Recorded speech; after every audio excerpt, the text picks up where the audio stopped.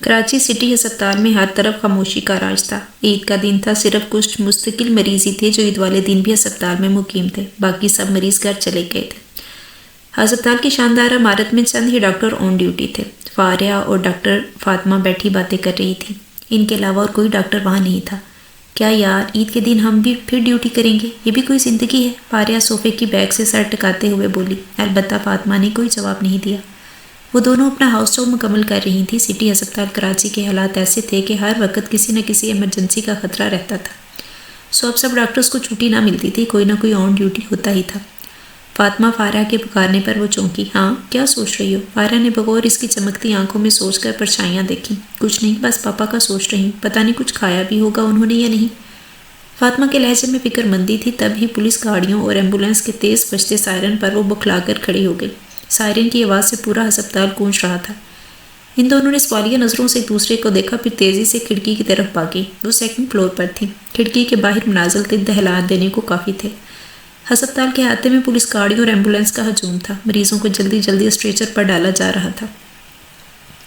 اس سے پہلے کہ وہ کچھ سمجھتی، کامن روم کا دروازہ ایک جھٹکے سے کھلا اور سینئر ڈاکٹر وہاب اندر داخل ہوئے۔ ڈاکٹر فاریہ، فاطمہ، جلدی آپریشن روم میں آئیے۔ ہری اپ، تیز تیز لہجے میں کہہ کر وہ مڑے تھے۔ مگر سر، ہوا کیا ہے؟ فاریہ نے پوچھا۔ ایمرجنسی ہو گئی ہے، شہر میں بدترین ٹارگٹ کلنگ ہوئی ہے، سب لوگ زخمی ہوئے ہیں۔ سنا ایک مجرم بھی پکڑا گیا ہے، لیکن شدید زخمی حالت میں، اسے ہر صورت بچانا ہے، جلدی آؤ۔ وہ کہہ کر رکے نہیں اور باہر نکل گئے۔ یہ بلیک ایگل کون ہے؟ فاطمہ نے ناسمجھی سے فاریہ کو دیکھا جو ابھی تک بے یقینی کی حالت میں گری کھڑی تھی۔ بلیک ایگل تم نہیں جانتی؟ فاریہ نے سبز لبادہ اور سبز نقاب پہنتے ہوئے کہا۔ نہیں۔ فاطمہ بھی تیزی سے آپریشن تھیٹر جانے کے لیے ڈریس اپ ہو رہی تھی۔ سنا ہے انتہائی خطرناک، بہادر، نڈر اور تیز مجرم ہے۔ پولیس کب سے اس کی تلاش میں تھی۔ کھلا واردات کرتا تھا مگر پکڑا بھی نہیں گیا۔ مگر آج پہلی بار فاتحہ بتانے پر اس وقت وہ اپنی حیرانی کا اظہار کر سکتی تھی۔ جلدی جلدی فاتحہ کے پیچھے بھاگی۔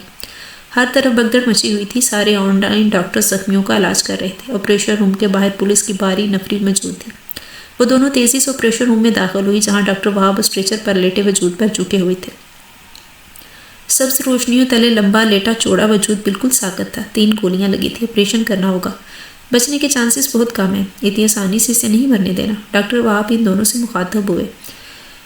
شاید وہ بے ہوش پڑا تھا، آپریشن شروع ہو چکا تھا۔ ڈاکٹر وہاب اور فاریہ کے ہاتھ بہت تیزی سے چل رہے تھے۔ البتہ فاطمہ گمسم سے کھڑی اس وجود کو دیکھ رہی تھی۔ 6 فٹ سے نکلتے قد کی وجہ سے پاؤں بیڈ سے باہر نکل رہے تھے۔ گزرتے جسم اور چہرے پر چھائی معصومیت، بند آنکھیں اور بے حد لمبی گھنی پلکیں۔ یہ اس نے کبھی کسی مرد کی اتنی لمبی پلکیں نہیں دیکھی تھی۔ کھڑی ناک عجیب سی مغروریت پیدا کر رہی تھی، یوں جیسے وہ کوئی بادشاہ ہے، بس پڑا ہے۔ کیا اتنے خوبصورت اور معصوم ہوتے ہیں مجرم؟ فاطمہ خون روک کر ڈاکٹر وہاب کے چلانے پر وہ اپنے حواسوں میں آئی تھی اور تیزی سے کاٹن رکھنے لگی تھی۔ مگر 5 منٹ بعد جب آپریشن ابھی جاری تھا، اس کے بے بس وجود کو ایک جھٹکا لگا اور تھوڑی سی حرکت ہوئی۔ اس کے بے ہوش وجود میں حرکت ہو رہی تھی، نتنے پھول اور رہے تھے۔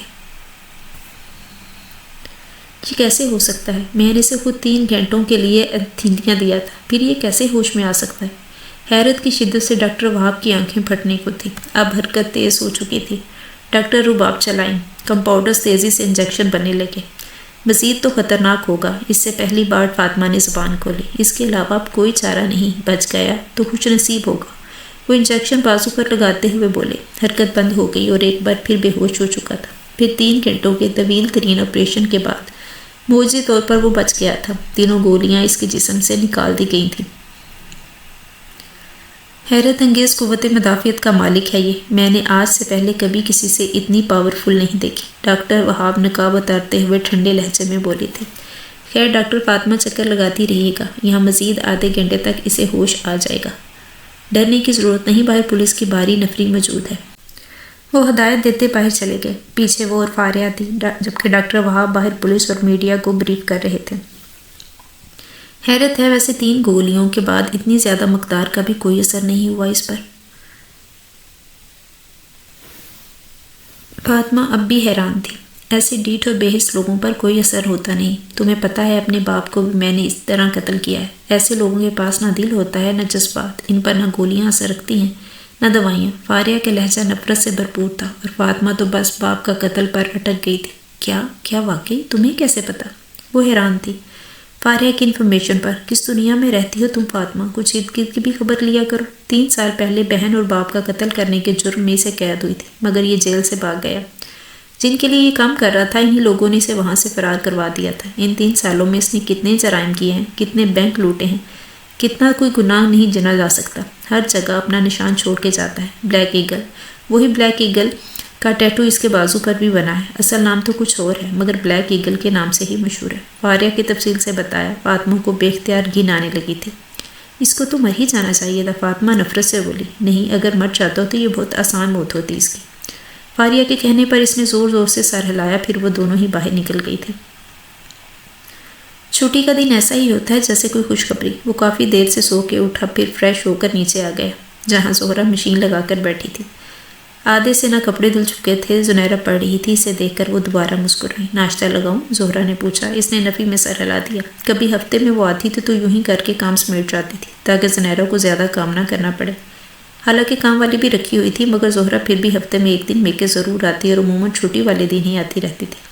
شادی سے پہلے سارا گھر اس نے سنبھال لیا تھا، اماں کی وفات کے بعد۔ پھر شادی کے بعد زہرہ ہفتے میں 1 چکر لگا لیتی تھی۔ ابا کہاں ہیں؟ اس نے پوچھا۔ بیٹھک میں ہیں، زہرہ نے جواب دیا۔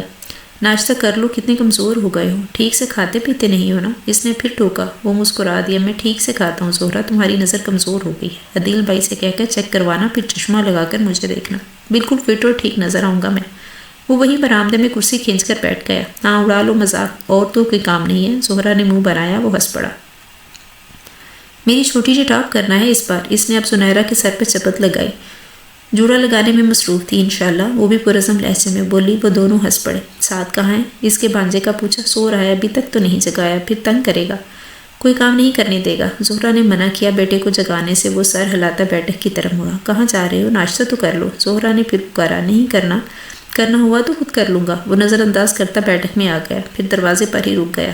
ابا کے پاس 15-16 لوگ بیٹھے تھے محلے کے، وہ بھی وہیں بیٹھ گئے۔ اتنا مصروف رہتا تھا کہ کم ہی موقع ملتا تھا ابا کی خوبصورت باتیں سننے کا۔ دونوں بہنوں کے ساتھ اس کی چھوٹی سی فیملی مکمل تھی۔ زہرہ بڑی تھی، پھر وہ تھا، پھر زنیرہ۔ زہرہ نہ صرف بڑی بہن تھی بلکہ اس کی سب سے اچھی دوست بھی تھی، اور ابا بھی۔ ابا پولیس انسپیکٹر تھے مگر ساری زندگی اپنا دامن حرام سے بچا کر رکھا، اس لیے وہ ہم پر منصوبوں میں بہت پیچھے رہ گئے۔ نہ اچھا گھر بنا سکے، نہ کار، نہ بینک بیلنس، لیکن اپنے بچوں میں انہوں نے یہی ایمانداری، خلوص، ترقی اور سادگی کوٹ کوٹ کر بھر دی تھی۔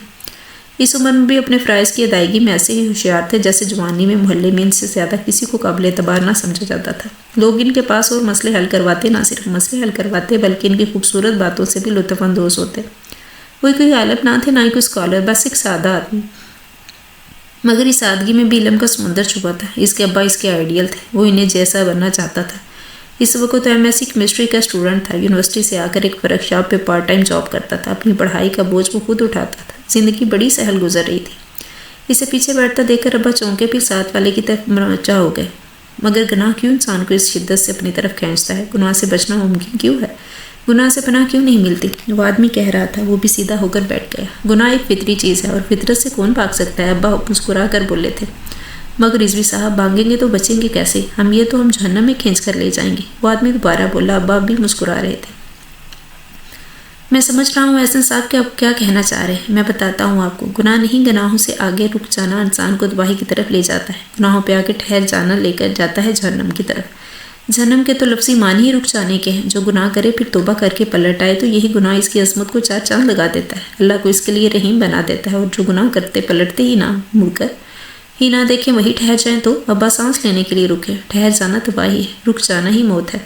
سانس رک جائے، جسم کی موت، دھڑکن رک جائے تو دل کی تباہی۔ مومن اپنی زندگی میں کبھی نہیں رکتا، گناہ کر کے پلٹ آتا ہے۔ وہ ایک نیکی پر بھی نہیں رکتا، آگے بڑھتا چلا جاتا ہے۔ مومن کی زندگی میں چلنا لکھنا آرام نہیں، آرام اور سکون دنیا میں اس سے اخروی زندگی میں ہمیشگی کے لیے دی جائے گی۔ آخرت میں اہمیت ہی ہمیشگی والے اعمال کی ہے۔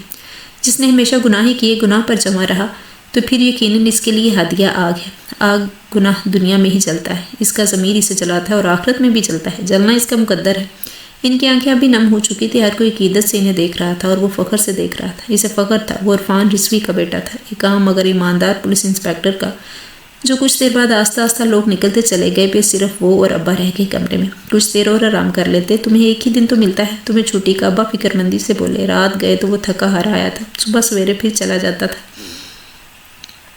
آرام کرنا تباہی ہے، رخسارہ موت ہے، مومن کی زندگی میں چلنا لکھا ہے ابا۔ وہ چمکتی بری آنکھوں کے ساتھ مسکرایا تھا۔ ابا ہولے سے ہنس پڑے۔ انہیں فخر تھا وہ ایک اچھا اسٹوڈنٹ تھا، سبق جلدی یاد کر لیتا تھا، پڑھایا ہوا۔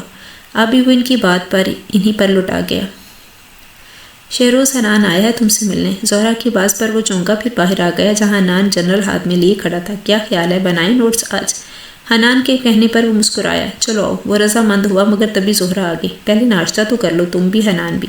مجھے پتہ ہے تم نے بھی نہیں کیا ہوگا۔ زہرا کے کہنے پر وہ دونوں ہنس پڑے۔ ٹھیک کہہ رہی ہیں آپ، میں نے واقعی ناشتہ نہیں کیا، اس نے مان لیا۔ زہرا مسکراتی ہوئی اندر چلی گئی ناشتہ لگانے۔ ICU میں شفٹ کر دیا گیا تھا اس آپریشن کے 1 گھنٹے بعد۔ وہ اب بے ہوش تھا۔ پولیس اب بھی وارڈ کے باہر تھی۔ فاطمہ گاہے بگاہے چکر لگا رہی تھی۔ اس وارڈ میں بلیک ایگل کے علاوہ 2 اور مریض تھے، دونوں کو ہی کوما میں تھے۔ فاطمہ اندر آئی تو کمپاؤنڈر تلاوت لگا رہا تھا۔ یہ روز کی روٹین تھی۔ ان دونوں قوموں کے مریضوں کو روز 2 گھنٹے قرآن پاک کی تلاوت سنائی جاتی تھی۔ فاطمہ بلیک ایگل کا باڈی ٹمپریچر دیکھنے گئی جو نارمل تھا، مگر یہ ہوش میں نہیں آ رہا تھا۔ سورہ زمر کی تلاوت شروع ہوئی تو بلیک ایگل نے جسم کو جھٹکا لگا۔ اب کے اس جسم میں حرکت شروع ہو گئی۔ فاطمہ اختیار طویل سانس لیا۔ شکر ہے وہ ہوش میں آ رہا ہے۔ اس نے جھک کر اس کی آنکھوں کو کھولنا چاہا مگر اب وہ خود جھٹکے سے پیچھے ہو گئی۔ بند آنکھوں سے آنسو نکل کر گالوں میں پھینک وہ ساکت ہو گئی۔ کیا وہ رو رہا تھا؟ اے لوگوں جو اپنی جانوں پر ظلم کر بیٹھے ہو، اللہ کی رحمت سے نا امید نہ ہونا۔ آنسوؤں میں تیزی آ گئی۔ بے شک اللہ سارے ہی گناہ معاف کر دیتا ہے۔ اب کہ اس کے منہ سے سسکی نکلی، وہ دونوں ہاتھ منہ پر رکھے اسے دیکھ رہی تھی۔ اس کی بند آنکھوں سے بے تحاشا نکلتے آنسوؤں کی جری دیکھ رہی تھی۔ وہ نیم بے ہوش تھا، اس کے ہونٹ ہل رہے تھے، وہ کچھ کہنا چاہ رہا تھا۔ فاطمہ قریب آئی۔ وہ لاشعوری طور پر بول رہا تھا، بے خبری کی حالت میں سر ہلا رہا تھا۔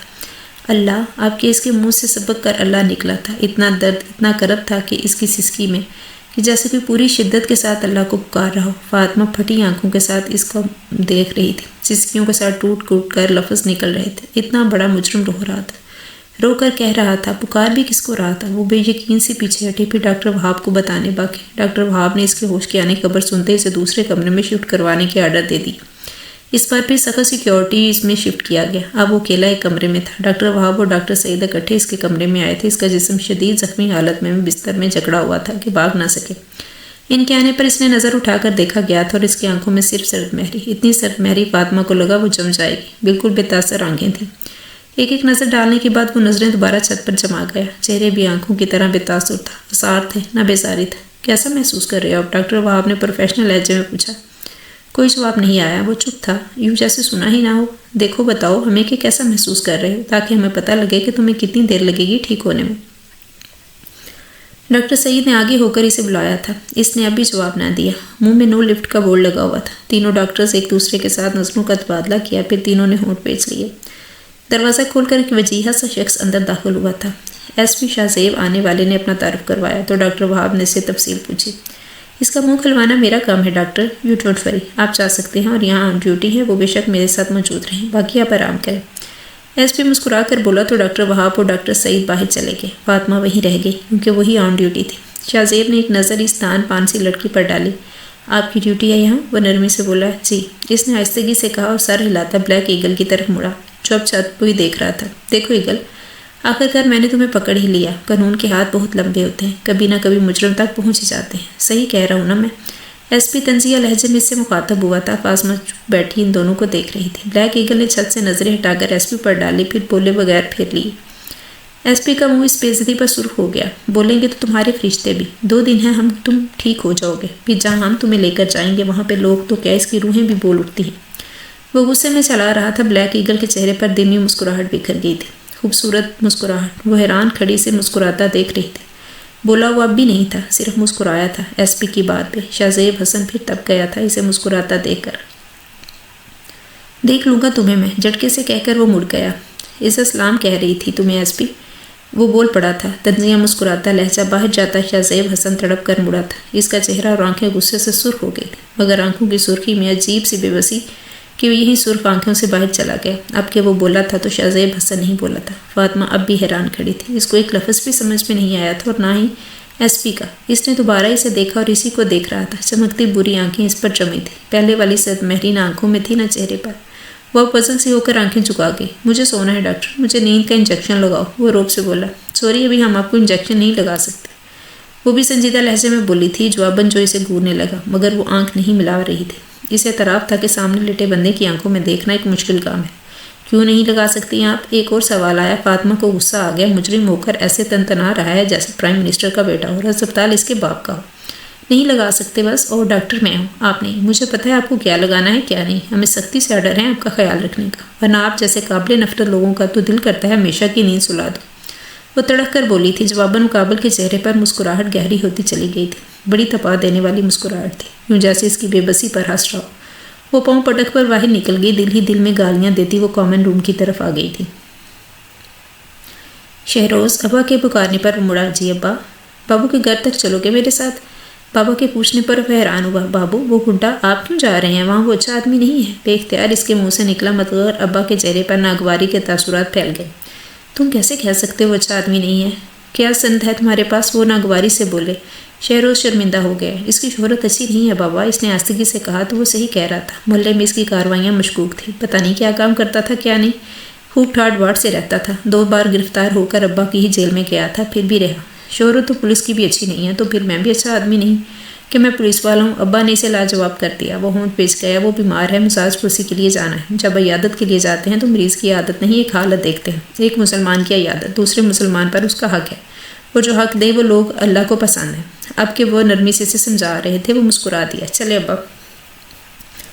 اس نے سر ہلا کر رضامندی دی تھی اور سر ہلا کر ساتھ چل پڑا۔ بابو انہیں دیکھ کر حیران رہ گیا تھا۔ السلام علیکم ورحمۃ اللہ وبرکاتہ۔ ابا نے کنکار کر سلام کیا۔ بابو حیران سا انہیں بٹھا رہا تھا۔ کیسے ہو میاں؟ ابا نے پوچھا۔ ٹھیک ہوں رضوی صاحب، آپ یہاں؟ معاف کیجیے گا، مجھے آپ کے آنے کا مقصد سمجھ نہیں آیا۔ وہ سنجیدہ لہجے میں بولا۔ ابا مسکرا دیے۔ وردی کے بغیر آیا تو بنا کسی مقصد اور مطلب کے آیا؟ مقاصد تو وردی دیتی ہے، ہم تو تمہاری طبیعت کا حال پوچھنے آئے تھے، سنا ہے بیمار ہو۔ ابا نے نرمی سے مسکراتے ہوئے کہا۔ بابو ان کے چہرے پر تلخ مسکراہٹ بکھر گئی۔ میرا حال؟ اتنی کرم نوازی اور محبت ہم جیسے لوگوں کو راس نہیں آتی، ہمیں ہماری اوقات میں ہی رہنے دیں۔ ہمارا تذکرہ چھوڑو، ہم ایسے لوگ ہیں جن کو نفرت کچھ نہیں کہتی، محبت مار دیتی ہے۔ بابو کا لہجہ سرد ہو گیا تھا۔ ایسے نہیں کہتے بابو۔ ابا نے اسے روکا، پھر ہاتھ پکڑا، یہ سب اس کی طرف بڑھایا۔ بابو نے سوالیہ نظروں سے دیکھا، گویا پوچھ رہا ہو یہ کیا ہے؟ کھانا ہے، اس میں گھر کا بنا ہوا، بیماری میں باہر کا کھانا ٹھیک نہیں، اور تم ہو گھر میں اکیلے، کھانا بنانے والا بھی کوئی نہیں ہے، اس لیے میں لے آیا۔ انہوں نے ایک ڈبہ اس کے پاس رکھا۔ بابو ایک پل کے لیے ساکت ہو گیا، پھر اس کی آنکھوں میں واضح نمی دوڑ گئی جسے وہ فوراً چھپا گیا۔ شکریہ، اس نے آستہ سے کہہ کر تھام لیا۔ آپ تو دشمنی بھی پیار سے نبھاتے ہیں۔ اب کہ وہ مسکرا کر بولا۔ ابا ہنس پڑے۔ اس سارے عرصے میں وہ خاموش بیٹھا دونوں کو تکتا رہا تھا۔ افسوس میں آپ کی خاطرداری نہیں کر سکتا، مگر چائے بنا سکتا ہوں، وہی بنا لیتا ہوں۔ بابو اٹھ کھڑا ہوا۔ نہیں بابو، بس ہم چلتے ہیں، میرا بیٹا ہے نا، اس کے پاس وقت نہیں ہوتا۔ ابا کی باتیں اب وہ سمجھتے سمجھتے پاگل ہو جائے گا شاید۔ بابو نے ایک نظر ڈالی۔ نوجوان کی کھڑی ناک یوں جیسے کوئی شہزادہ ہو۔ باپ کی نسبت بیٹے کے چہرے پر عجیب بے نیازی تھی، عجیب سی کشش۔ اچھا بابو، خدا حافظ، تمہیں اللہ صحت مند کرے اپنے لیے۔ انہوں نے اس کے ساتھ ہاتھ ملایا۔ شہروز نے بھی ابا کی تقلید کر کے ہاتھ ملایا اور ہر کام ابا کی تقلید میں کرتا تھا۔ اسے ہاتھ ملا کر بابو کو لگا جیسے کسی پتھر سے ہاتھ ملا لیا ہو، سخت ہاتھ تھے۔ اس نے بغور شہروز کو دیکھا۔ ہاتھوں جیسی سختی بہرحال چہرے پر نہیں تھی، مگر اپنے باپ جیسی نرمی بھی نہیں تھی اس کے چہرے پر۔ رات کو وہ گھر لوٹی تھی۔ عید کا سارا دن ہسپتال میں گزر گیا تھا۔ گھر آتے ہی وہ پاپا سے لپٹ گئی تھی۔ پاپا نے اس کا سر چوما تھا۔ آ گیا میرا بیٹا، انہوں نے اسے ساتھ لگایا۔ اس سے پہلے کہ وہ کوئی جواب دیتی اماں بھی آ گئی۔ کہہ دو اپنے ہسپتال والوں سے کم وقت عید کے دن تو چھٹی دیا کریں، لے دے کر میری بیٹی کی ڈیوٹی لگا دی۔ آج بھی اماں شروع ہو گئی تھی، ابھی تو مایوس کی گوہر فشانیاں باقی تھی۔ وہ اور پاپا ہنس پڑے تھے۔ صحیح تو کہہ رہی ہیں اماں، آج پہلی عید تھی جب میں نے تمہارے بنا کھیر کھائی، مزہ آ گیا قسم سے تمہارا اسے کھانے کا۔ سیریس لہجے میں کہتا کہتا آخر میں وہ شرارتی ہو گیا تھا۔ فاطمہ نے بیگ کھینچ کر اسے دے مارا۔ دونوں جڑوا تھے، بنتی بھی خوب آپس میں تھی اور لڑائیاں بھی خوب ہوتی تھیں۔ ماں زنجینیہ کے آخری سال میں مار کر میرے پاس آئی تھی، اس لیے پاپا نیوز دیکھ رہے تھے۔ اماں آپ کھیر لے کر آئیں اس کے لیے؟ پاپا نیوز دیکھ رہے تھے۔ بڑی قتل و غارت ہوئی ہے عید کے دن بھی، لحاظ نہیں، دل نہیں بڑھ رہا پھر لوگوں کے پاس۔ ساتھ ساتھ تبصرہ بھی ہو رہا تھا۔ شکر ہے کچھ تو کام کیا ہماری پولیس نے بھی۔ پاپا نے چائے کا گھونٹ بھرا۔ تمہارے ہسپتال میں ہے نا یہ انویسٹمنٹ ڈیول؟ ماز نے فاطمہ کی طرف دیکھا۔ ہیں کون؟ Innocent devil? وہ چونکی، وہی بلیک ایگل، معصوم شیطان۔ نیوز تو صبح سے آ رہی تھی کہ شدید ترین زخمی حالت میں سٹی ہسپتال میں جایا گیا ہے۔ ماز نے وضاحت کی تو اس نے طویل سانس لی۔ ہاں ہمارے ہسپتال میں ہی ہے، میں بھی تھی آپریشن روم میں جب آپریشن ہوا، اس نے بتایا۔ لو تمہیں کیا ضرورت تھی پنگا لینے کی؟ دور ہی رہو ایسے لوگوں سے، کہہ دینا اپنے ڈاکٹروں کو کہ میں نہیں کرتی ایسوں کا علاج۔ اماں پھر شروع ہو گئی۔ وہ اور ماز دونوں مسکرا دیے۔ ابھی تو اس نے اماں کو یہ نہیں بتایا تھا کہ اس کی ڈیوٹی بھی وہی تھی۔ ہاں، معاذ کو اس نے بتا دیا تھا میسج کر کے کہ معاذ کی پرانی عادت تھی، جب کبھی انہوں نے بات کرنی ہوتی تھی تو اماں پاپا بیٹھے تو میسج پر بتانا شروع کر دیتے۔ ساتھ بھی ایک بیوٹیفل معاذ کا اسمائل کے ساتھ رپلائی آیا، سنا ہے آپ کی شکل بہت معصوم ہے، معصوم شیطان کہتے ہیں، کیا واقعی؟ ایسا معاذ کا اگلا میسج، ہاں واقعی، اس نے جواب دیا۔ کیا مجھے دیکھنے دو گی اسے؟ اس کا اگلا میسج تھا، نہیں، وہاں تو میڈیا کو آنے کی اجازت نہیں، تم کیسے آ سکتے ہو؟ اس نے جواب دیا، تم پک بنا لینا اس کی کل۔ معاذ نے ترکیب بتائی، اوکے، کل جب وہ سوئے گا تب بنا لوں گی، اس نے جواب دیا۔ گھر آ کر اس نے موئی کو جان چھوڑ دیا، کرو کم وقت، ہر وقت انگلیاں اسی میں گھسائے رکھتے ہو۔ دونوں کو موبائل پر جھکا دیکھ کر اماں غصہ ہوئی۔ ان دونوں نے فوراً موبائل آف کیے، ایک دوسرے کو دیکھا، پھر ہنس پڑے۔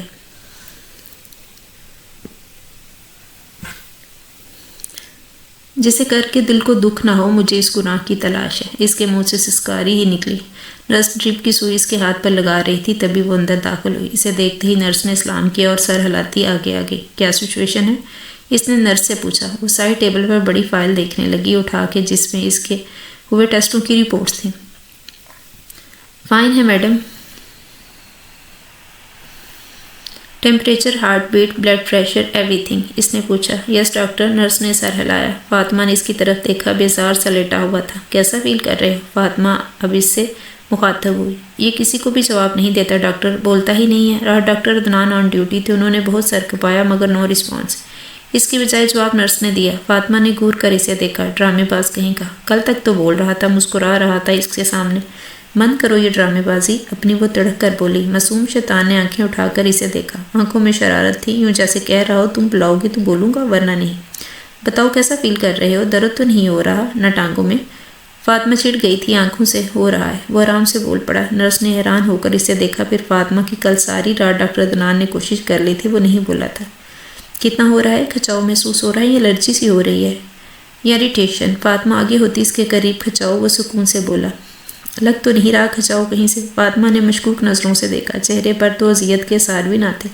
میں سچ بول رہا ہوں، وہ گویا اس کا چہرہ پڑ گیا تھا، آنکھوں میں اب بھی شرارت تھی، کوئی پرواہ ہی نہیں تھی۔ یہاں سے بچ کے بھی تو پھانسی ہی چڑھنا تھا، اس سے پھر بھی کوئی پریشانی نہ تھی، نہ ہی خوف۔ وہ چپ چاپ اس کے ٹانکے دیکھنے لگی۔ ابھی تازہ تازہ ہے نا، جبھی تکلیف ہو رہی ہے، ہو جائیں گے ٹھیک، فاطمہ نے تسلی دی۔ میری باڈی کیوں کلپٹ ہے؟ اس نے پوچھا۔ مجرموں کو باندھ کر ہی رکھا جاتا ہے، وہ تڑک کر بولی تھی۔ بھلا یہ بھی پوچھنے والی بات تھی، اوپر سے کم وقت ایسی معصومیت سے پوچھتا، واللہ پیار آتا تھا۔ وہ مسکرا دیا تھا جواب سن کر۔ زخموں کو تو باندھ کر نہیں رکھا جاتا، مسکراتے ہوئے پوچھا۔ فاطمہ نے گھورا، مسکراتے ہوئے اس کے دونوں گالوں پر گڑے ابھر رہے تھے۔ وہ اسیر ہو گئی۔ ایک لمحے کے لیے یوں لگا جیسے قدیم دور میں چلی گئی ہو، جیسے سامنے کوئی یونانی دیوتا کھڑا ہو اور ایک عام سی پجارن جو کچھ بول نہ سکے۔ وہ سہج زدہ سی دیکھ رہی تھی، مقابل کے ہونٹوں میں مسکراہٹ کتنی ہوتی چلی گئی۔ وہ تو بنا کچھ کہے مسکرا کر جیت گیا تھا، ادھر سے سارے ہتھیار آزما کر بھی وہ ہار گئی تھی۔ واپس آ جائیں، بلاخر اس نے کہا تو وہ جھٹکے سے حواسوں میں لوٹی۔ آنکھیں اس کی آنکھوں سے ملی، اس کی آنکھیں بھی مسکرا رہی تھی اپنی فتح پر۔ شرمندگی سے آنکھیں چرا گئی۔ باندھنے کی بات کرتے کرتے وہ باندھ گیا تھا اسے۔ پولیس کھڑی ہے باہر، وہ پوچھ رہا تھا۔ مجھے نہیں پتا، فاطمہ نے خود کو کمپوز کیا۔ وہ اسے جواب دینے کی پابند نہیں تھی، وہ انجیکشن لگا رہی تھی۔ میں سونا نہیں چاہتا، وہ انجیکشن دیکھ کر منہ بنا رہا تھا۔ نخرے تو دیکھو سرکار کے، اٹھ کر جیل جانا تھا اور نخرے ایسے تھے جیسے صدر مملکت کی سیٹ پر بیٹھنا ہو۔ تمہارے چاہنے یا نہ چاہنے سے مجھے کوئی مطلب نہیں، وہ غصہ آئی۔ کچھ دیر پہلے ہونے والی شرمندگی کا غصہ نکل رہا تھا، وہ سب سمجھ رہا تھا۔ چہرہ خاموش تھا، آنکھیں بول رہی تھیں، سرگوشیاں کر رہی تھیں کہ میں جانتا ہوں، سب جانتا ہوں۔ کچھ ہی دیر بعد وہ غافل ہو گیا تھا، بے خبر۔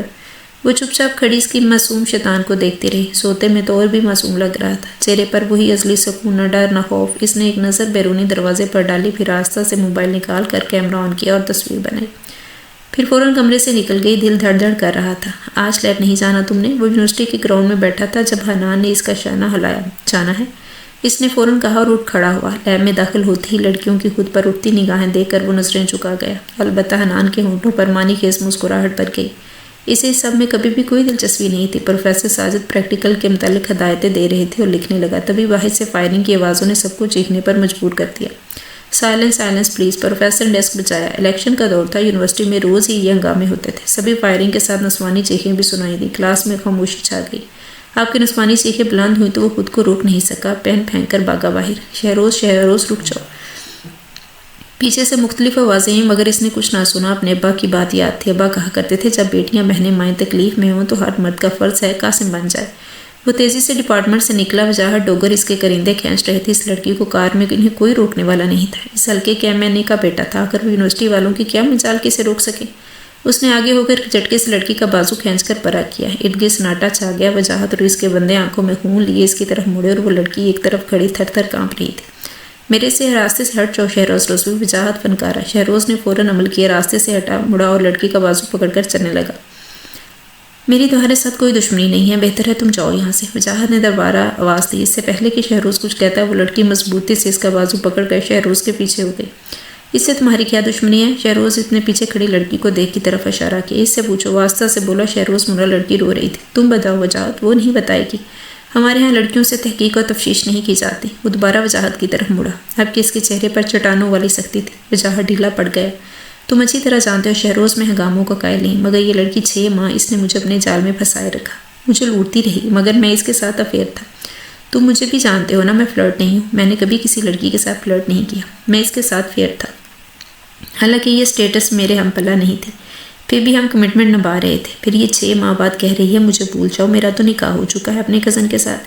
6 ماہ اس نے میرا تماشا بنایا، میرے جذبات کے ساتھ کھیلا، خود کو تماشا بنانے والوں کو میں نہیں چھوڑتا۔ وہ چیخ رہا تھا، لڑکی تھر تھر کانپ رہی تھی۔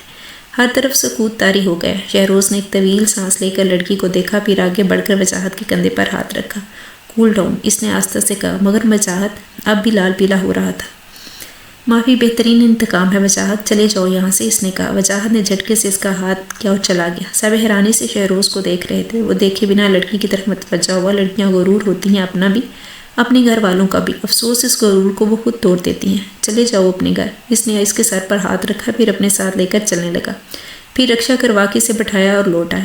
محمد بن قاسم بننے کے لیے ضروری تو نہیں کہ نیک بیٹیوں کی پکار پہ کیا جائے، بیٹیاں تو بیٹیاں ہی ہوتی ہیں۔ اس سے آج کم سے کم ابا کی یہ بات سمجھ آ گئی تھی کہ بیٹیاں بیٹیاں ہی ہوتی ہیں، چاہے غلط ہوں چاہے صحیح۔ ابن قوم کا حق ہے کہ وہ اس پر نرمی کرے۔ ایک اور بات جو اس کی سمجھ میں آئی تھی وہ یہ کہ ہمیشہ ابن آدم ہی غلط نہیں ہوتا۔ وجاہت اس کا کلاس فیلو رہا تھا اور اب وہ فزکس میں تھا اور شہروز کیمسٹری میں، مگر اس نے پھر بھی مان رکھا تھا۔ شہروز مان کر اس کے دل میں اس کی عزت بڑھ گئی تھی۔ ایک اور بات بھی جو سمجھ آنے والی تھی وہ یہ کہ بدلے کی آگ جس میں وجاہت چل رہا تھا، نرمی کی وجہ سے بولوں نے بجھا دی تھی۔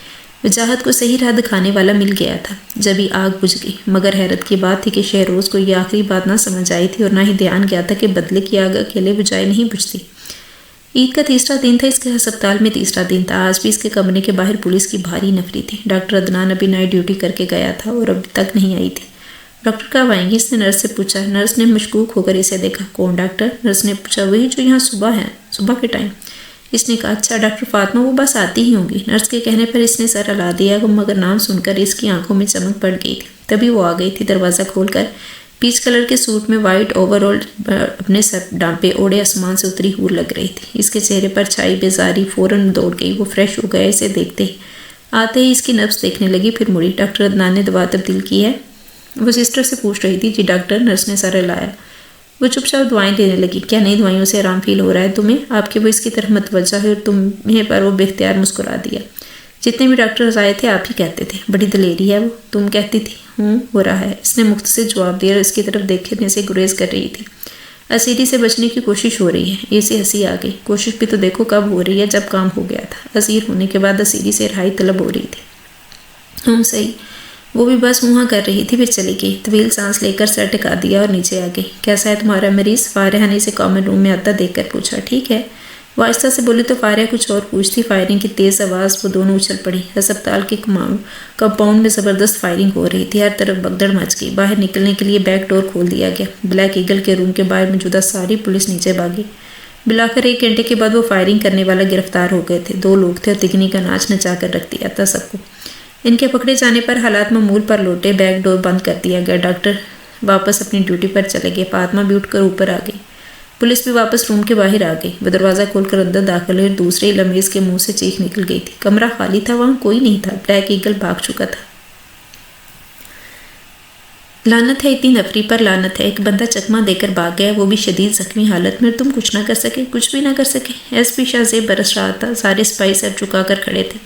یہ وہی روم تھا جس سے وہ بھاگا تھا۔ ایک طرف ڈاکٹر وہاب، دوسرے سینئر ڈاکٹرز فاطمہ بھی کھڑے تھے۔ سر، وہ نیچے فائرنگ ہوئی تو ہم ادھر بھاگے تو ایک من منایا۔ وہ فائرنگ تمہارا دھیان ہٹانے کے لیے ہی کی گئی تھی۔ شاہ زیب چلایا اور تم سارے کے سارے نیچے بھاگ گئے. یہ تو پلان تھا ان کا. فائرنگ کروا کے تمہارا دھیان ادھر لگایا, بھگدڑ مچ گئی اور وہ نکل گیا. وہ مٹھیاں بیچ رہا تھا. اس کا بس نہیں چل رہا تھا کہ بلیک ایگل اس کے سامنے اور اسے کچا چبا جائے, مگر اس کی باڈی تو کلپ تھی. پھر وہ اب کہ فاطمہ بولی کلپ سے رکنے والا نہیں, وہ اسے ڈرا سے بھی جکڑ دے تب بھی بھاگ نکلتا. ایس پی ہونٹ چباتے ہوئے بولا. فاطمہ چپ چاپ پیچھے ہٹ گئی. دل میں ایک دم ویرانی اتر آئی تھی. وہ خالی خالی اس بیڈ کو دیکھ رہی تھی جہاں کچھ گھنٹے پہلے وہ لیٹا تھا. پھر ایک طویل سانس لے کر باہر آ گئی اور ڈاکٹر فارحہ کو بتا کر گھر چلے گی. بلیک ایگل بھاگ گیا. اس نے پوچھا. وہ یقیناً خبریں سن چکا تھا. ہاں, اس نے مختصر جواب دیا اور آگے بڑھ گئی. تم نے تصویر نہیں بنائی اس کی؟ میں نے کہا تھا تمہیں. معاذ نے پھر پکارا. فاطمہ مڑ گئی, ایک نظر اپنے ہاتھ پڑے موبائل پر ڈالی اور پھر موبائل پر گرفت سخت کر کے بولی. نہیں, میں نے نہیں بنائی, کہہ کر وہ تیزی سے مڑ گئی. زندگی میں پہلی بار اس نے معاذ کے ساتھ جھوٹ بولا تھا, مگر وہ کسی کو نہیں بتانا چاہتی تھی کہ اس کے پاس اس کی فوٹو ہے. فی الوقت وہ اسے صرف اپنے پاس رکھنا چاہتی تھی. صرف اپنے پاس معصوم شیطان, یہ بھاگنے والی شیطانی اسے اداس کر گئی تھی. وہ کیوں اداس تھی اسے خود بھی سمجھ نہیں آ رہا تھا. نہ ہی اسے اس سے نفرت محسوس ہو رہی تھی اور نہ ہی غصہ آ رہا تھا.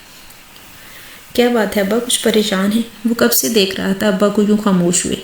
زنیرہ بھی 2-3 مرتبہ پی چکی تھی. نہیں بیٹا, انہوں نے تسلی دی. نہیں کچھ نہیں, کیا ہوا ہے اب کہ زنیرہ بولی. وہ دونوں ابا کے تخت پر آ بیٹھے. ابا مسکراتے ہوئے اٹھ گئے. جس باپ کی تمہارے جیسی اولاد ہو وہ پریشان نہیں ہوا کرتا. انہوں نے دونوں کو ساتھ لگایا. آنکھیں نم ہو رہی تھیں. زہرہ سے ملنے کو بہت دل کر رہا تھا. اسے لے آتے شہروز, انہوں نے کہا. کل لے آؤں گا ابا. وہ فوراً مان گیا. کل کس کے ساتھ دیکھا ہے؟ ابا کا لہجہ وہ چونک کر انہیں دیکھنے لگا. ابا آپ ٹھیک ہیں؟ اس نے تڑپ کر کہا. زنیرہ تو رونے لگی تھی. ارے میری گڑیا بیٹی, میری بیٹی تو بہت بہادر ہے. ہاں, رو کیوں رہی ہو؟ ابا نے اس کے سر پر ہاتھ رکھا اور وہ شدت سے رونے لگی. شہروز پریشان ہو گیا تھا. کیا ہوا ہے؟ کچھ تو بتائیں, اس نے اسٹار کیا. ابا مسکرا دیے. کچھ نہیں ہوا شہروز. انہوں نے طویل سانس لے کر دوبارہ ان دونوں کو ساتھ لگایا. ایک بات یاد رکھنا, تم دونوں زندگی میں جو کام کرو پوری ایمانداری اور سچائی کے ساتھ کرنا. اگر ایسا کرتے ہوئے کبھی بھی انجام سے مت ڈرنا. انسان کو زندگی ایک ہی بار ملتی ہے اور اصل بات تو یہ ہے کہ جو زندگی ہم جی رہے ہیں وہ تو خواب ہے. آنکھ تو مرنے کے بعد کھلے گی. زندگی تو وہاں شروع ہوگی جس میں موت نہیں. تو کوشش کرنا کہ خواب میں اچھے کام کر سکو. ان کا لہجہ بھرا ہوا تھا. تم میرا غرور ہو زنی. انہوں نے زنیرہ کا ماتھا چوما تھا. اس غرور کو ٹوٹنے دینا. کبھی بہادر اور اچھی بیٹیاں خود کو توڑ لیتی ہیں, ماں باپ کے غرور کو نہیں ٹوٹنے دیتی. وہ اس کے آنسو صاف کر رہے تھے. تم میرا مان ہو شہروز. غرور ٹوٹنے کا تو اتنا دکھ نہیں ہوتا جتنا مان ٹوٹ جانے کا ہوتا ہے. میرا مان نہ توڑنا. کبھی ایمانداری کو اپنا اوڑھنا بچھونا بنا لینا. اور اب شہروز کا ماتھا چوم رہے تھے, پر وہ اٹھ گئے. میں اور زہرہ سے مل لاؤں. وہ میری صابر بیٹی ہے, انہوں نے کہا اور چلے. وہ دونوں ساکت بیٹھے تھے, بالکل ساکت. خوش آمدید, خوش آمدید, ویلکم بیک. سلطان نے کھڑے ہو کر اسے گلے لگایا. میرا شیر لوٹ آیا ہے, جاؤ اعلان کرو. آج جشن ہوگا یہاں, جشن. سلطان دونوں ہاتھ اٹھا کر بول رہا تھا. اس کے چہرے پر پھیلی مسرت اور خوشی اندھا بھی دیکھ سکتا تھا, اور وہ خوش تھا, بے تحاشا خوش. ابھی تم آرام کرو, تمہارے زخم ٹھیک ہو جائیں گے, پھر بات کریں گے. سلطان نے اس کا شانہ تھپکا. میری زندگی میں آرام کا لفظ نہیں ہے سلطان. آئندہ میرے لیے یہ لفظ مت بولنا. اس کا لہجہ سخت ہو گیا تھا. وہاں موجود کچھ لوگ اسے رشک, کچھ حسد اور کچھ حسرت سے دیکھ رہے تھے. وہی تو تھا واحد جو سلطان کے آگے بولتا تھا, اور سلطان بھی برا بھی نہیں مانتا تھا. سلطان کا لاڈلا تھا وہ لاڈلا شیر. اب بھی وہ ہنس پڑا تھا. وہی شیر, چل جا جو تیرا دل کرتا ہے. اس نے فوراً الفاظ واپس لیے. وہ اٹھا لنگڑا کر چلنے لگا. 2 کبھی ہیکل آدمی سے سہارا دینے کو بڑے, مگر اس نے ہاتھ اٹھا کر روک دیا. وہ ویسے ہی چلتا ہوا اوپر آ گیا. کمرے میں آتے ہی وہ بیڈ پر گر گیا. تبھی کمرے کا دروازہ جھٹکے سے کھلا اور خوبصورت سی لڑکی اندر داخل ہوئی. اسے دیکھ کر وہ دوبارہ اٹھ بیٹھا. Congratulation travel and welcome back, وہ بولی. یکفتی لبوں سے الفاظ نکل رہے تھے. دکھنے بھی یوں لگتا تھا جیسے میدے کی بنی ہو نازک سی. وہ مسکرا رہا تھا. ایس پی کو تمہارا سلام کہا تھا, وہ بولا. اب کے آنے والے کی مسکراہٹ سمٹ گئی تھی. اوہ, وہ بولی. پھر دوبارہ ہنس پڑی. ان کی نظریں نہ جان پائے ہماری چھائیاں موسم. ہم جو سچ میں خراب ہوتے تو سوچو کتنے فساد ہوتے. اس نے شرارت سے شعر پڑھ کر بلیک ایگل کو دیکھا. وہ بھی ہنس پڑا. میں ایس پی کا جواب دوں تمہیں اس کا؟ اس نے پوچھا. عزا نے سر ہلا دیا. کس کے دل میں کیا چھپا ہے یہ رب ہی جانتا ہے. دل جو بے نقاب ہوتے تو سوچو کتنے فساد ہوتے. وہ غمگین لہجے میں پڑھ رہا تھا. عزا نے سر جھکا لیا. وہ آنکھوں میں آئی نمی چھپا رہی تھی. کیسا تھا وہ؟ کچھ دیر بعد وہ خود پہ قابو پاتے ہوئے بولی. اونٹ. ٹھیک, تمہارا نام نہیں سننے چپ لگ گئی اسے. اس نے عادت کے مطابق سچ بولا. آئی وش کہ تمہیں عقل آ جائے. بلیک ایگل کے بولنے پر وہ اٹھ کھڑی ہوئی تھی. اینڈ آئی وش کہ مجھے موت آ جائے. اس نے سن کر دینے والے کے لہجے کہا. موت نہیں مانگتے کبھی بھی. وہ ٹوک رہا تھا. پہلے تو مانگنے پر جسے سب کچھ مل گیا ہو, جو اب موت بھی مل جائے گی. اس کا لہجہ طنزیہ تھا. وہ میز پر جوس اٹھا کر گلاس میں ڈیلنے لگی تھی. اور تم مجھے پاگل کہہ رہے ہو؟ اپنے متعلق کیا خیال ہے؟ اب کہ وہ اس کی طرف مڑی، میں ایک برا آدمی ہوں، اپنے متعلق بس اتنا ہی جانتا ہوں۔ وہ کہہ کر سر جھکا گیا۔ تم سے زیادہ اچھا آدمی کوئی نہیں ہے ڈیول، میں بس اتنا ہی جانتی ہوں۔ اور جوس اسے تھپاتے ہوئے بولی تھی۔ ایس پی بھی نہیں، اس نے پوچھا۔ کیا وہ ہنس پڑی؟ نہیں، اس نے تسلی دی۔ اب کہ وہ دونوں ہنس پڑے۔ جھوٹی، اس نے ہنستے ہوئے گلاس تھام لیا۔ تمہیں کیا ہوا؟ اتنی چپ کیوں ہو گئی ہو؟ ماز نے اسے ٹھوکا دیا۔ ایسا ہی لگ رہا ہے جیسے خزاں میں شام اتر آئی ہو اس پر۔ کچھ نہیں، مجھے کیا ہونا ہے؟ وہ آہستہ سے بولی۔ وہ دونوں ٹی وی لاؤنج میں بیٹھے ہوئے تھے۔ آج اس کا ہسپتال سے آف تھا۔ وہ دونوں لیٹ اٹھے تھے، ناشتہ کر کے بیٹھے تھے۔ کچھ تو ہوا ہے، تم کبھی اتنی چپ نہیں رہتی۔ معاذ پائی ہی نہیں، دوست بھی تھا، رگ رگ سے واقف تھا۔ اس کی آنکھوں میں پانی بھرنے لگا۔ کچھ نہیں ہوا، وہ کہہ کر اٹھ کے باہر آ گئی۔ لان میں پالتو کبوتر آزادانہ پھر رہے تھے۔ وہ کبھی ان کو دیکھتی، کبھی ایک طرف پنجرے میں بند عقاب کو۔ عقاب معاذ کا تھا، 1 سال پہلے لے کر آیا تھا۔ اسے عقاب اچھے نہیں لگتے تھے، مگر آج وہ پہلی بار بغور اسے دیکھ رہی تھی۔ بلیک ایگل، اس کے ہونٹوں نے دبی آواز حرکت کی۔ معاذ کبھی عقاب کو کھلا نہیں چھوڑتا تھا۔ اسے ڈر ہی رہتا تھا کہ کہیں وہ اڑ کر بھاگ ہی نہ جائے۔ اتنا تو وہ سمجھ گئی تھی کہ ایگلز کو کھلا نہیں چھوڑنا چاہیے۔ اڑ جاتے ہیں، بھاگ جاتے ہیں، کسی کے لیے نہیں رکتے۔ مجرموں کو باندھ کے ہی رکھا جاتا ہے۔ اسے اپنی آواز آئی۔ زخمیوں کو تو باندھ کر نہیں رکھا جاتا، اس نے کہا تھا۔ مجھے سونا ہے، مجھے انجیکشن لگا دو۔ مجھے نہیں سونا، پلیز مجھے انجیکشن مت لگاؤ، درد ہو رہا ہے۔ اپنی بہن اور باپ کا قاتل، وہ انوسنٹ ڈیول، بلیک ایگل کے نام، خون سے رگے ہیں اس کے ہاتھ۔ یہ طرح طرح کی آوازیں اس کے ہاتھ کانوں پر رکھ لیے۔ وہ قابل نفرت ہے اور یہ نفرت کرنے کے قابل بھی نہیں رہی تھی۔ اس نے چھوڑا ہی نہیں تھا اسے اس قابل۔ اسے تو بس وہ آنکھیں ہی بے بس کر گئی تھیں۔ ڈاکٹر عدنان کے بلانے پر تو یہ بولے ہی نہیں۔ بند کرو یہ ڈرامے بازی۔ عقاب اس کی نظریں خود پر جمی محسوس کر کے پھڑ پھڑا رہا تھا، گویا رہائی کا کہہ رہا ہو، مگر وہ آئندہ وہ کبھی سوچے کہ بھی نہیں اس کو رہا کرنے کا، ورنہ پہلے تو معاذ کے عقاب کو وہ اکثر آزاد کرنے کا سوچتی۔ اب تو اسے پتہ لگ گیا تھا عقاب کا کام ہی اڑان بھرنا ہے، بھاگنا ہے، رکتا نہیں، اس کو آرام سے نفرت ہوتی ہے۔ فاطمہ تم رو رہی ہو؟ معاذ کا وہاں آیا اسے پتہ ہی نہیں چلا۔ اس نے سٹ پٹا کر اسے دیکھا، پھر اپنے گالوں پر ہاتھ پھیرا جو بھیگے ہوئے تھے۔ اف، وہ رو رہی تھی اور اسے خبر ہی نہیں تھی کہ وہ رو رہی تھی۔ معاذ حیران و پریشان اسے دیکھ رہا تھا۔ اس نے دونوں ہاتھ منہ پر رکھے اور اندر کی طرف بھاگی۔ اب اس کی سسکیاں نکل رہی تھیں۔ اللہ اللہ، کوئی اس کے اندر کوئی سسک رہا تھا۔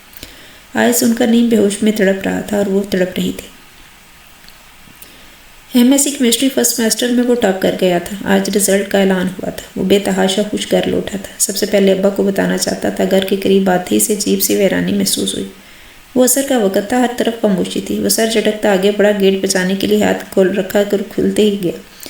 بچانے کی ضرورت ہی پیش نہ آئی، ان کا گھر کا گیٹ کھلا تھا، یہ کیسے ہو سکتا ہے؟ وہ تیزی سے اندر داخل ہوا۔ صحن میں کوئی نہیں تھا۔ کیاری میں لگا سکسین کا درخت بھی آج زیادہ بوڑھا ہو گیا تھا۔ عجیب پیاسیت ٹپک رہی تھی اس سے بھی۔ زنیرہ، ابا، اس نے صحن میں آواز لگائی، کوئی جواب نہیں آیا۔ وہ پریشان سا ابا کے کمرے کی طرف دوڑا، دروازہ کھولتے ہی ساکت ہو گیا۔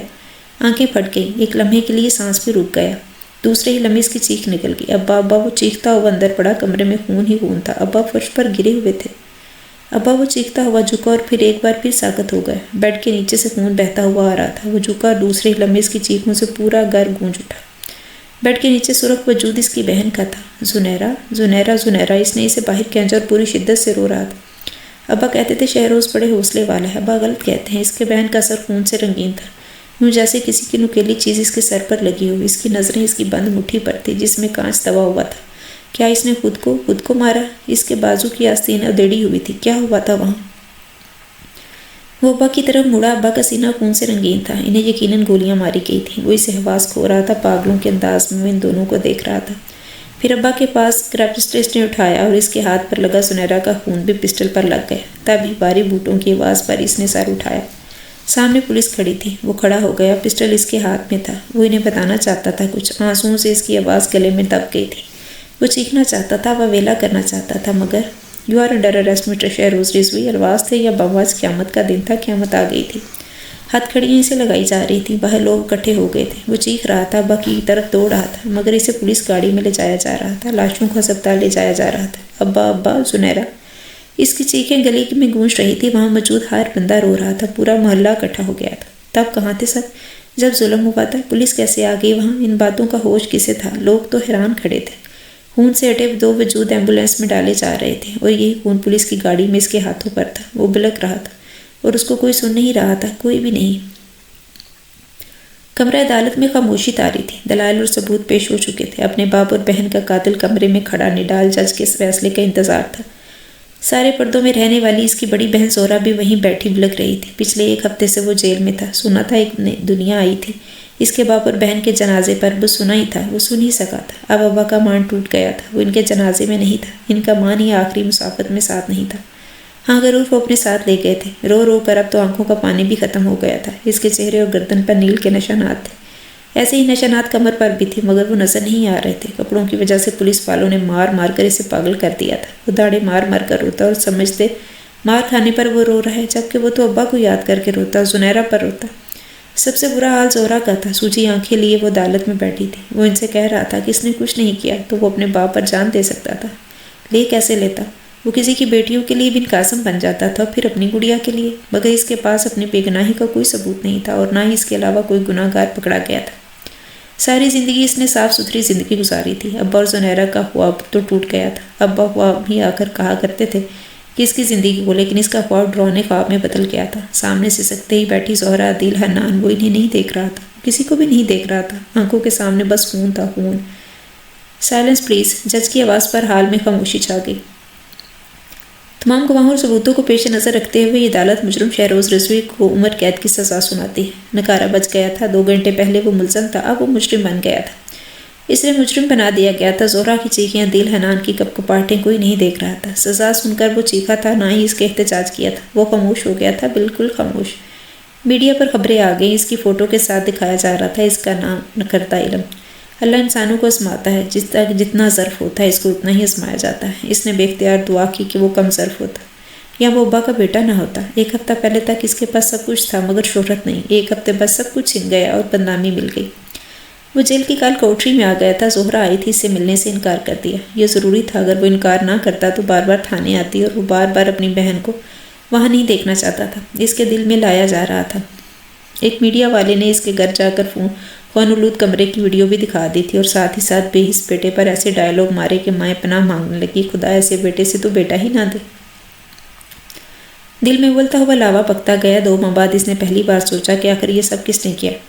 جس جیل میں اس کے ابا مجرم لایا کرتے تھے، آج ان کا بیٹا تھا وہاں، ایماندار پولیس انسپکٹر کا کرپٹ بیٹا جس نے اپنے باپ اور بہن کو مارا۔ کیوں مارا کوئی نہیں جانتا تھا، جانتا بھی کیسے جب بیٹے نے وجہ ہی نہیں بتائی تھی۔ 3 ماہ بعد اس کی ملاقاتی آیا۔ کون ہے؟ وہ حیران کھڑا پولیس والے سے پوچھ رہا تھا۔ کوئی بابو ہے، پولیس والے نے کہا تو وہ چونکا۔ تبھی بابو آ گئے۔ یہ اچھا آدمی نہیں ہے ابا، اسے اپنے الفاظ یاد تھے۔ وہ چپ کھڑا بابو کو دیکھ رہا تھا۔ وہ سلاخوں سے اندر تھا، بابو باہر۔ سلاخوں کے اندر تو برے آدمی جاتے ہیں، برا کون تھا پھر؟ بابو یا وہ مجرم تھا یا تو ملزم ہی رہتا، پھر رہا ہو جاتا تھا، اور پہلی بار ہی اسیر کر لیا گیا تھا۔ ملزم سے مجرم بننے کا سفر دنیا نے ایک جھٹکے میں طے کروا دیا تھا اسے۔ دنیا کی عدالت کا فیصلہ آ گیا تھا۔ بابو اسے ہی دیکھ رہا تھا۔ تمہارے باپ کا قاتل چودھری غلام حسین ہے۔ بابو نے آ کر دھماکہ کیا۔ وہ ساکت کھڑا اسے دیکھ رہا تھا۔ یہ بھی نہیں کہہ سکا تھا کہ کون چودھری غلام حسین۔ اپنے سندھ کے وزراء کراچی میں ہی مقیم ہوتے ہیں، ان میں سے ایک کا وکیل ہے یہ۔ رضوی صاحب اس کے راستے کی دیوار تھے۔ ان کا لاکھوں کا ناجائز مال جو بنا چیکنگ ہر پولیس ناکے سے گزرتا تھا، رضوی صاحب کے ناکے سے نہ گزر سکا۔ بس پھر رضوی صاحب اڑ گئے۔ ان کی ایمانداری نے یہ گوارا نہیں کیا کہ وہ رشوت لے کر جانے دیں، الٹا انہوں نے اس بات کو اپنے اوپر رپورٹ کر دیا۔ مگر اوپر والے تو خود اوپر والوں کا ہی ساتھ دیتے ہیں، تمہارے ابا کی وجہ سے۔ پہلے بھی اوپر والوں کو بہت مسئلے تھے۔ ایک عام پولیس انسپکٹر ان کے آڑے آئے، انہیں گوارا نہیں تھا۔ چنانچہ تمہارے ابو کو معطل کرنے کا فیصلہ کیا گیا۔ جب تمہارے ابا کو یہ پتہ چلا، انہوں نے خود ریزائن لکھ دیا، مگر ساتھ ہی ناکے والی بات انہوں نے میڈیا میں لانے کا فیصلہ کر لیا اور میڈیا کے نمائندے کو بلایا۔ وہ تو نہیں آیا، مگر تمہارے ابا کی موت آ گئی۔ تمہاری بہن نے خود کو مار لیا، مگر اپنی عزت پر حرف نہیں آنے دیا۔ خود ہی انہوں نے پولیس والے کو بھیجا، ارادہ تو تھا کہ تحقیقات چلیں گی، آخر میں کون مجرم نہیں ملے گا تو پھر کیس کو فائلوں میں دبا دیا جائے گا۔ مگر ان کی خوش قسمتی مجرم کی صورت میں انہیں تم مل گئے، بنی بنائی صورتحال بھی مل گئی۔ انہیں اور کیا چاہیے تھا؟ بابو سانس لینے کے لیے رکا۔ وہ سکتے میں کھڑا اسے دیکھ رہا تھا۔ ساری زندگی ایماندار رہنا، اسے یاد تھی ابا کی بات۔ ایمانداری اور زندگی ساتھ رہ سکتے تھے بھلا؟ جب ایمانداری آتی ہے زندگی چلی جاتی ہے، موت قبول کرنی پڑتی ہے۔ پھر بابو نے اسے جو کچھ کہا وہ نہیں سن رہا تھا۔ بابو بولتا رہا، جب وہ خاموش ہوا تو بس ایک لفظ بولا، مجھے یہاں سے باہر نکالو، مجھے یہاں سے باہر نکلنا ہے۔ قیمت پر اس کی آنکھیں خون اترا ہوا تھا۔ بابو نے اپنا باری ہاتھ اس کے ہاتھ پر رکھا، پھر تھپا کر مڑ گیا۔ تھپ تھپ کھڑکی بج رہی تھی۔ اس نے ہڑبڑا کر آنکھیں کھولی۔ رات کے 11 بج رہے تھے۔ وہ تیزی سے اٹھی، خوف کی لہر اس کے وجود میں دوڑ گئی۔ آہستگی سے چلتی وہ کھڑکی کے پاس آئی۔ کون؟ اس نے بمشکل کہا، ساتھ ہی موبائل اٹھا لیا تاکہ معاذ کو بلا سکے اندر کمرے میں۔ آپ کا مریض؟ آواز تھی یا بم؟ وہ اچھل پڑی۔ 2 منٹ تک بے یقین رہی، پھر اس نے ونڈو ہٹا دی۔ وہ وہی تھا، وہ واقعی وہی تھا۔ وہ آنکھیں پھاڑی تھی، بڑی عجیب طریقے سے وہ پائپ پہ چڑھا ہوا تھا۔ تم؟ الفاظ اس کے منہ سے ٹوٹ کر نکلے تھے۔ مقابل کا ہاتھ بڑھا کر اندر چھلانگ لگائی اور اس کے منہ سے چیخ ہی نکلنے لگی تھی، مگر اس نے آگے ہو کر فوراً ہاتھ اس کے منہ پر رکھ دیا۔ اس کی چیخ باری ہاتھ تلے دب کر رہ گئی تھی اور اس کے قریب کھڑا تھا، بہت قریب، اس کے منہ پر ہاتھ رکھے۔ وہ گر تک آ گیا تھا اور اس کے آسان خطا ہونے لگے تھے۔ کیسی ہو ڈاکٹر؟ آنکھیں شرارت سے بھرپور تھی۔ وہ تڑپ کر پیچھے ہوئی۔ تم کیا کر رہے ہو یہاں سے؟ اس نے اونچی آواز ہونے لگی۔ اس نے دوبارہ ہاتھ رکھ دیا۔ ٹانگیں کھلوانے آیا ہوں۔ ڈاکٹر آپ نے لگائے تھے، آپ نے باندھا تھا، کھولیں گی آپ ہی؟ وہی دوست جماتا لہجہ۔ میرا گھر کیسے ملا تمہیں؟ اس نے خود کو کمپوز کیا۔ ادھر ایک بار پھر شرارت اوپر آئی تھی۔ ڈھونڈنے نکلا تو مل ہی گیا، کہہ کر مزے سے بیڈ پر بیٹھ گیا۔ وہ حیران کھڑی اس کی حرکتیں دیکھ رہی تھی۔ مجھ سے تو ڈر نہیں لگ رہا ڈاکٹر؟ وہ مسکرایا، وہی جان لیوا معصوم شیطانوں جیسی مسکراہٹ۔ وہ واقعی ڈرتی نہیں تھی اس سے۔ شٹ اپ، اس نے غصے سے کہا۔ چلو اٹھو میرے بیڈ سے، نکلو یہاں سے۔ وہ تڑکی۔ وہ ہنس پڑا تھا۔ ٹانکے کھولے پھر جاؤں؟ وہی ضد بھرا لہجہ۔ فاطمہ نے گھورا مگر ایک پل بھی نہ دیکھ سکی، فوراً ہی آنکھیں جھکا گئی۔ کمبخت دیکھنے بھی نہیں دیتا تھا۔ وہ دھڑکتے دل کو سنبھال دی، الماری سے میڈیکل باکس نکالنے لگی۔ اتنا تو سمجھ گئی تھی کہ وہ جانے والا نہیں۔ وہ مزے سے بیڈ پر بیٹھا تھا، وہ بھی پاس بیٹھ گئی۔ شرٹ اتارو، اس نے نظریں جھکائے جھکائے کہا تھا۔ اس نے بڑی فرمانبرداری سے اتار دی۔ وہ ٹانکیں دیکھنے لگی تو جناب نے نہیں کی تھی، وہ تو پہلے ہی اکھڑے پڑے تھے۔ وہ جگہ سرخ ہوئی تھی۔ اس نے ٹانکیں کاٹے، دھاگے کھینچے۔ اس کی پوری کوشش اس پر رک گئی تھی۔ سنہری بالوں سے ڈکا ساری اس نے سینے پر تھا تقریباً۔ وہ سرشار سا شیمپو سے اٹھتی مہک سونگھ رہا تھا۔ درد تو نہیں ہو رہا؟ اس نے جھکے جھکے ہی پوچھا۔ ہو رہا ہے نا؟ وہ مانی خیزی سے بولا۔ فاطمہ نے سر اٹھا کر اسے دیکھا۔ چہرے پر وہی ازلی سکون تھا، سکون ہی سکون۔ لگ تو نہیں رہا کہ درد ہو رہا ہے؟ وہ غصے میں آ گئی۔ اس نے مسکراہٹ دبائی۔ ہو رہا ہے نا دل میں؟ اس نے آہستہ سے کہا۔ چیخ اٹھی۔ اس نے گھبرا کر ہاتھ دوبارہ اس کے منہ پر رکھا۔ میں چلتا ہوں ڈاکٹر، شکریہ۔ مسکراتا لہجہ مسکراتی آنکھیں میں اٹھ کھڑا ہوا اور کھڑکی کی طرف چلا گیا، پھر مڑا۔ اور ہاں، میری تصویر سنبھال کر رکھنا، وہ کہہ کر باہر کو گیا تھا اور وہ سن ہو گئی تھی۔ اسے کیسے پتا چلا کہ میں نے اس کی تصویر بنائی ہے؟ او میرے خدایا! بابو اسے جیل سے فرار کروا کر سلطان کے پاس لایا تھا۔ سلطان کے پاس آ کر وہ بلیک ایگل بن گیا تھا۔ میڈیا پر اس کے فرار کی خبریں بھی آ گئی تھیں۔ جب اس نے پہلی بار بینک لوٹا تب وہ جان بوجھ کر اپنا کارڈ چھوڑایا تھا اپنی فوٹو کے ساتھ۔ تب سب جان گئے کہ شہروز رضوی بلیک ایگل بن گیا تھا۔ آخر وہ ایک ایماندار باپ کا بیٹا تھا۔ ہر کام ایمانداری سے کرنا اس کی عادت تھی۔ پولیس کو وقت میں نہیں ڈالنا چاہتا تھا، بتا دیتا تھا کہ میں نے کیا ہے۔ یہ کام اس نے بینک لوٹے چودھری غلام حسین کے خاندان کو نہیں چھڑا، نہ ہی اس نے کبھی قتل کیا۔ وہ عرفان رضوی کا بیٹا تھا، خون سے اپنے ہاتھ کبھی نہیں رنگ سکتا تھا، مگر پھر بھی وہ مشہور قاتل تھا۔ اب تو شہر میں جہاں بھی ٹارگٹ کلنگ ہوتی نام اسی کا آ جاتا۔ حالانکہ وہ نہیں تھا، وہ بس چودھری غلام حسین کا کاروبار تباہ کر رہا تھا۔ وہ عزا رحمان سلطان کی بیٹی بس وہ تھی جو دوست ایس پی شاہ زیب کے ساتھ اس کی محبت کی تھی، بالکل معصوم لڑکی بن کر۔ آخر میں سلطان کے خلاف جتنا ریکارڈ تھانے میں تھا وہ سارا لے کر وہ ایس پی کو چھوڑ آئی تھی، مگر اپنا دل بھی وہیں چھوڑ آئی تھی۔ عید کے دن ہونے والی قتل و غارت میں بھی اس کا ہاتھ تھا۔ وہ بس وہاں سے گزر رہا تھا جب فائرنگ شروع ہوئی۔ وہ لوگوں کو بچانے کے لیے اترتا گرفتار ہو گیا۔ سلطان کوئی ٹارگٹ کلر تھا، اس کا کاروبار بس بتا لینے کا، بینک لوٹنے کا تھا، مگر بلیک ایگل ٹارگٹ کلر کے نام سے مشہور ہو گیا۔ اب تو جو بھی ٹارگٹ کلنگ کرتا وہاں بلیک ایگل کے کارڈ پھینکاتا اور نتیجے میں سارا الزام اس پر گرتا۔ ایک پر پھر عدالت لگی تھی کہ ٹہرے میں ارمان غلام کھڑا تھا، جج بیٹھا تھا، گواہ بیٹھے تھے، فیصلہ آنے والا تھا۔ یہ عدالت تمام ثبوت اور گواہوں کے پیش نظر یہ فیصلہ کرتی ہے کہ شہروز رضوی جو 3 سال پہلے جیل سے فرار ہوئے تھے وہ باعزت طور پر ایک کیس سے بری ہو گئے ہیں، اور فیصلہ سنایا جا رہا ہے۔ ہر کوئی ٹی وی پر دیکھ رہا تھا، سن رہا تھا، جو چاہتا تھا وہ ہو گیا تھا۔ غلام چودھری حسین اور اس کا بیٹا خود عدالت میں جا کر مانے تھے۔ اس نے ان کی زندگی اتنی تنگ کر دی تھی ان پر کہ ان کے پاس اس کے علاوہ کوئی چارہ نہیں تھا۔ سلطان اور وہ اپنی فتح پر مسکرا رہے تھے۔ میں ملوں گا آج ایس پی سے، اس نے عزا کے کان میں سرگوشی کی۔ وہ اچھل پڑی۔ خبردار، جو تمہیں گرفتار کرے گا، کیس سے بری ہوئے ہو تم، باقی کا کیا؟ نہیں کرتا، میں اس سے مل کر اسے ساری حقیقت بتاؤں گا، اور پھر وہ کہتے کہتے رکا، پھر تمہیں اس کے ساتھ بھگا دوں گا، اس نے شرارت سے کہا۔ عزا نے زوردار مکہ اس کے کندھے پر مارا تھا۔ فاطمہ پھر بھی نہیں ملنے والی تم کو، عزا نے چڑھایا۔ وہ ہنس پڑا۔ ملیں گے تو اس کے فرشتے بھی، اس نے کہا۔ آنکھوں میں وہی شرارت تھی جو فاطمہ کو دیکھنے پر آتی تھی۔ اب بھی ایسے لگ رہا تھا جیسے تصویر میں ہی فاطمہ کو دیکھ رہا۔ عزا نے دل ہی دل میں نظر اتاری۔ اس کی جب سے ہسپتال سے آیا تھا یوں ہی خوش رہتا تھا، ورنہ ان 3 سالوں میں وہ 3 بار ہی مسکرایا تھا۔ فاطمہ تھی جو اس کے چہرے پر مسکراہٹ بن کر دوڑ رہی تھی۔ وہ کہتا تھا، عزا جب وہ چھڑتی ہے نا، واللہ میں نہیں بتا سکتا کہ کتنی اچھی لگتی ہے، اور وہ ہنس پڑی۔ نماز پڑھ کر وہ اٹھ کھڑی ہوئی، دل میں ایک عجیب سکون اتر آیا تھا۔ عدالت کا آج کا فیصلہ سن کر وہ آئینے کے سامنے آ کھڑی ہوئی، تب یہ دل اندر آیا۔ زہرا باہر پولیس، آوازیں اس کے منہ میں یہ تھی کہ دروازہ کھول کر کوئی اندر داخل ہوا۔ اسے دیکھ کر زہرا ساکت ہو گئی تھی۔ وہ آگے بڑھا اور اسے اپنے ساتھ لگا لیا۔ دوسرے ہی لمحے پورا گھر ان کی سسکیوں سے گونج رہا تھا۔ وہ رو رہے تھے بے تحاشا۔ پیچھے کھڑے شاہ زیب، حسن اور عزا بھی رو رہے تھے، اور عدیل بھی ایک طرف کھڑا 4 سالہ بچہ حیرانی سے سب دیکھ رہا تھا۔ میں مر گئی تھی شہروز، میں مر گئی تھی، وہ ہچکیاں لے رہی تھی اور وہ بھی رو رہا تھا۔ 3 سال سے اندر چھپے آنسو سیلاب بن کر نکلے تھے۔ ابا زنیرہ اس کے دل میں ایک بار پھر ہوک سے نکل گئی۔ زنیرہ ہی تھی، اس کے ابا کا غرور نہیں ٹوٹنے دیا تھا، وہ ٹوٹ گئی تھی۔ زہرا بار بار اس کا منہ چوم رہی تھی۔ یہ ساتھ اتنا بڑا ہو گیا، اس نے حیرانی سے ساتھ کو دیکھا جو شرما رہا تھا، پھر تڑپ کر اسے اپنے ساتھ لگایا۔ ایک بار پھر آنکھوں سے آنسو کا سیلاب نکلا تھا۔ کچھ خسارے زندگی میں کبھی پورے نہیں ہوتے، کچھ کمی ہمیشہ رہ جاتی ہے، کچھ کسک رہ جاتی ہے۔ اسے ابا یاد آئے اور بڑی شدت سے یاد آئے، آنکھیں جلنے لگی تھی۔ مبارک مبارک، ہر طرف سلامت کا شور گونج اٹھا۔ اب وہ گلے مل رہے تھے، چہروں پہ خوشیوں کا موسم تھا۔ زہرا بھی ساتھ بھی۔ اب اس کا نکاح فاطمہ سے ہوا تھا۔ بلیک ایگل آج دلہا بن گیا تھا۔ حیرت کی بات تھی نا، مگر ان سب کے پیچھے شاہ زیب حسن تھا جو اپنی بیوی عزا رحمان کے ساتھ کھڑا مسکرا رہا تھا۔ جس دن شہروز رضوی سے ملا تھا، اسی دن وہ اس کا فین ہو گیا تھا۔ وہ اب بری تھا اور سلطان کے خلاف تو ویسے بھی سارا ریکارڈ ختم ہو چکا تھا۔ عزا نے شرمندگی سے جب اس سے معافی مانگی تھی تو اس کا سارا غصہ پل میں اتر گیا تھا۔ محبت کرنے والوں کو بلا محبوب پہ کہاں غصہ آتا تھا؟ وہ عزا سے کیا ملا، اسے زندگی مل گئی۔ پھر فاطمہ کے گھر والوں کو منانے والا بھی وہی تھا۔ کچھ دیر بعد فاطمہ کو اس کے ساتھ لا کر بٹھا دیا گیا۔ ڈیپ ریڈ فراک میں وہ آسمان سے اتری حور لگ رہی تھی۔ آنکھیں جھکی ہوئی لرز رہی تھیں، دل دھڑک رہا تھا۔ اس کے ساتھ بیٹھتے اس کی آنکھوں میں شرارت اتر آئی تھی۔ ابھی نکاح ہوا تھا، رخصتی 2 ماہ بعد تھی۔ میں آج پھر آؤں گا ڈاکٹر، کھڑکی کھول کے رکھنا۔ اس کی شرارت سے سرگوشی کی وہ بے اختیار سمٹ سی گئی۔ پھر دکھاؤں گا تمہیں کہاں کہاں درد ہوتا ہے تمہیں دیکھ کر۔ وہ مزید شرارتی ہوا۔ وہ سرخ ہو گئی۔ لوگ چاند سورج کی جوڑی کہہ رہے تھے۔ آج ٹانڈا نہیں مجھے، اس نے پوچھا۔ فاطمہ نے سر جھکا دیا تھا، ہنس پڑا۔ علاج کرتے کرتے لا علاج کر دیا مجھے۔ وہ سرشار تھا اپنی فتح پر۔